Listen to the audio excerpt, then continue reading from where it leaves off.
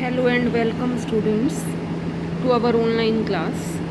We were doing our chapter D and F block, and in that case we were studying about the properties. So in this section today we will study about catalytic properties.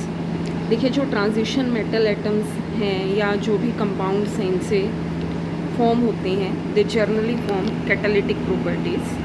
अब catalytic properties का meaning क्या होता है? What we mean by catalytic?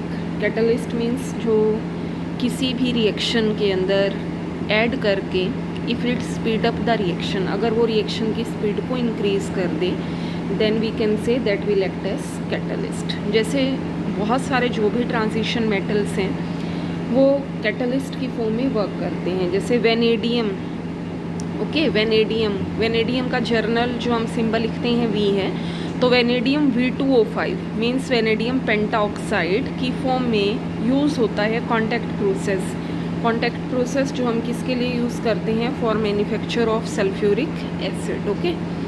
Similarly cobalt का हम use करते हैं in synthesis of gasoline यानी कि पेट्रोल, और इस प्रोसेस को हम कहते हैं फिशर-ट्रॉप्स प्रोसेस. थर्ड है निकल का यूज़ करते हैं हम hydrogenation means addition of hydrogen, या जैसे आप अनसेचुरेटेड को सेचुरेटेड में कन्वर्ट करते हो, तो यहाँ जो कैटलिस्ट यूज़ होता है वो कौन सा यूज़ होगा? दैट इज़ निकल. Fe मीन्स आयरन का हम यूज़ करते हैं हेबर्स प्रोसेस में. हेबर्स प्रोसेस क्या है? Manufacture of NH3. Similarly platinum का यूज़ करते हैं हम H2SO4 कॉन्टैक्ट प्रोसेस के अंदर ही, या अमोनिया का जो यूज़ हम करते हैं for manufacture of nitric acid, that is also used. क्या यूज़ होता है वहाँ पर? प्लेटिनम का यूज़ कर सकते हैं हम Pt. ओके. सिंबल क्या होता है इसका? Pt. फिर और जो मोलिब्डेनम है इसका हम यूज़ करते हैं ऐसे प्रमोटर भी हम किसके साथ यूज़ करते हैं? Along with catalyst. ठीक है. तो ये कुछ जो मैंने एग्जांपल बताए, दीज ऑल आर, सारे के सारे क्या हैं? These all are transition metals.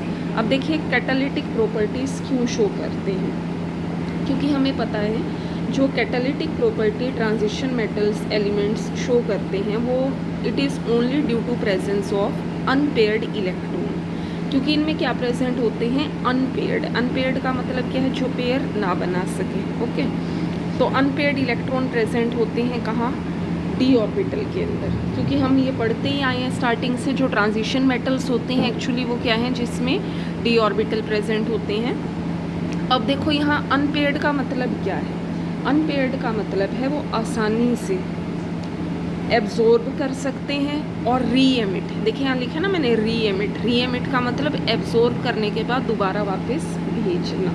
ठीक है. मीन्स एनर्जी को एब्जॉर्ब कर सकते हैं और इसी को हम वो क्या कर सकते हैं? री एमिट कर सकते हैं. इससे जो रिक्वायर्ड एनर्जी, ठीक है, रिक्वायर्ड जो एनर्जी होगी वो आसानी से क्या है? अवेलेबल हो सकती है. मीन्स अनपेयर्ड इलेक्ट्रॉन होंगे तो ईजिली क्या है? एनर्जी को एब्जॉर्ब कर सकते हैं और उसको री एमिट कर सकते हैं. अब जैसे कैटलिस्ट किस तरीके से काम करता है देखिए. सपोज X लिखा है मैंने यहाँ पर X का मतलब क्या है? यहाँ पर X मीन्स वन रिएक्टेंट, कोई भी एक रिएक्टेंट, वो रिएक्टेंट इसके साथ क्या ऐड कर रहे हैं? यहाँ पर कैटलिस्ट ऐड करता है.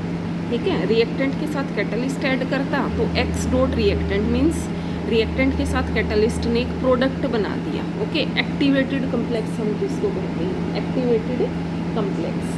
और इस थ्योरी को हम कहते हैं इंटरमीडिएट कंपाउंड फॉर्मेशन थ्योरी. क्योंकि ये जो कंपाउंड बना है ना एक्स डॉट कैटलिस्ट, ये एक इंटरमीडिएट कंपाउंड है. मीन्स बीच में कंपाउंड की फॉर्मेशन हुई है, फाइनल प्रोडक्ट अभी नहीं बना. तो ये जो एक्स डॉट कैटलिस्ट है, ओके, इसके साथ क्या कंबाइन करेगा आगे? वाई का मतलब क्या है? Other reactant. ओके. ये दूसरा रिएक्टेंट है तो एक और रिएक्टेंट कंबाइन कर गया. अब ये जब दोनों कंबाइन करेंगे तो क्या होगा? एक्स वाई क्या बन गया? यहाँ पर प्रोडक्ट बन गया, और जो कैटलिस्ट है वो क्या है? दोबारा से रीजनरेट हुआ है. जैसे V2O5 वेनेडियम पेंटाऑक्साइड, ये कैटलिस्ट है. ओके. SO2 सल्फर डाइऑक्साइड के साथ कंबाइन कर रहे हैं, तो हम क्या देख रहे हैं? यहाँ जो V2O5 है वो किसकी में चेंज हुआ? V2O4 means divanadium tetroxide, V2O4 divanadium tetroxide plus SO3, SO2 किस में हुआ चेंज, SO3 में। तो यहाँ एक्चुअली होता क्या है, what we can see, SO2 प्लस O2 जो सल्फर डाइऑक्साइड है combines with oxygen to form sulphur trioxide. और जो ये डाइवेनेडियम टेट्राऑक्साइड था in presence of oxygen forms vanadium pentaoxide. तो हम देख क्या रहे हैं, जो वेनेडियम है उसकी ऑक्सीडेशन स्टेट कितने से कितने चेंज हुई, यहाँ कितनी थी जैसे +5 से +4 और दोबारा फिर किस में चेंज हो गई है +5 में। तो हम what we can see here that जो यहाँ पर यूज़ हुआ वो यूज़ क्या हुआ है, कैटलिस्ट यूज़ हुआ। क्या कैटलिस्ट यूज़ हम करेंगे यहाँ पर, we are using the catalyst that is vanadium pentaoxide. Process क्या हो रहा है, sulphur dioxide it will changes into sulphur trioxide. Transition metals क्या करते हैं, एक्चुअली एक लार्ज सरफेस एरिया, बहुत ज़्यादा सरफेस एरिया प्रोवाइड करते हैं जहाँ फ्री वैलेंसीज है। फ्री वैलेंसीज का मतलब खाली वैलेंसी प्रेजेंट है जहाँ पर रिएक्टेंट क्या है आसानी से एड्जॉर्ब हो सकता है। और जैसे जैसे कंसंट्रेशन ऑफ रिएक्टेंट, जो एरिया है कैटलिस्ट का वो बढ़ जाएगा, जो रिएक्टेंट है वो आसानी से क्या है कैटलिस्ट के ऊपर आ सकता है, जिससे रेट ऑफ रिएक्शन क्या हो जाती है, इंक्रीज होती है। तो ये एक जो प्रॉपर्टी हमने स्टडी की वो क्या है, कैटालिटिक प्रॉपर्टी। और जो ट्रांजिशन एलिमेंट्स हैं they will also form coloured ions, रंगीन आयंस की फॉर्मेशन करते हैं। एक्चुअली ये जो ट्रांजिशन मेटल एटम्स हैं ये they are colourless, what we can say they are colourless. कब होते हैं कलरलेस, जब इनमें कोई खाली जो ऑर्बिटल या खाली जो है वो ऑर्बिटल प्रेजेंट ना हो।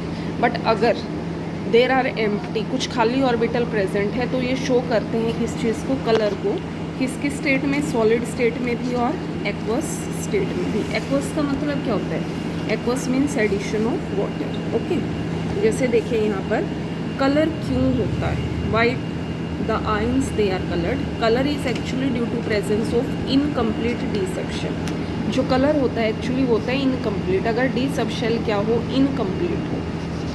ठीक है, तो ये शो करते हैं किस चीज़ को, कलर को। और जब कोई एनायन, एनायन का मतलब क्या होता है, नेगेटिव चार्ज या लीगेंड। देखिए लीगेंड भी हम यहाँ पर क्या कह सकते हैं, जिस पर चार्ज हो, नेगेटिव हो सकता है या न्यूट्रल भी हो सकता है। ये न्यूट्रल मतलब कोई चार्ज ना होना, एनायन का मतलब क्या होता है, नेगेटिव चार्ज। तो लीगेंड दोनों ही फॉर्म्स में हो सकता है।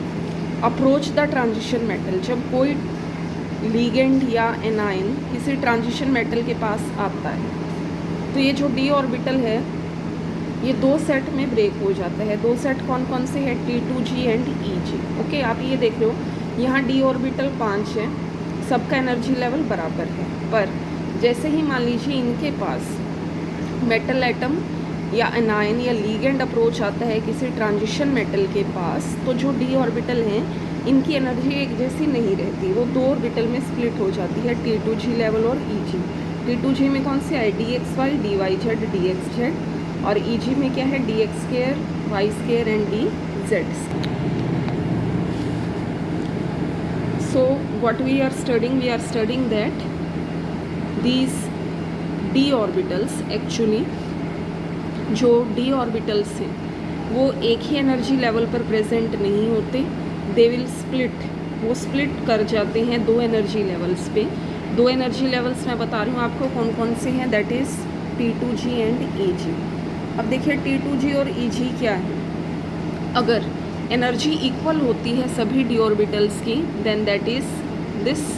And if what we will see, अगर कोई एनायन या लीगेंड इस ट्रांजिशन मेटल एटम के नियर अप्रोच कर जाता है तो जो डी ऑर्बिटल्स हैं ये स्प्लिट कर जाएंगे दो एनर्जी लेवल में। T2G की एनर्जी आप देख रहे हो कम है, EG की एनर्जी क्या होगी, ज़्यादा होगी।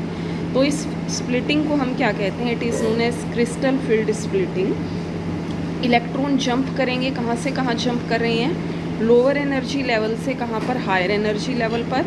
और इस दौरान जो एनर्जी की रिक्वायरमेंट होगी, कहाँ से एनर्जी लेगा वो, एब्जॉर्प्शन ऑफ लाइट, किसी पर्टिकुलर वेवलेंथ की लाइट को एब्जॉर्ब करेगा और कुछ अमाउंट में लाइट को क्या कर देता है, वो ट्रांसमिट। अब एक्चुअली जो ट्रांसमिटेड लाइट है, उसी की वजह से कोई भी जो क्रिस्टल है उसमें कलर शो होता है।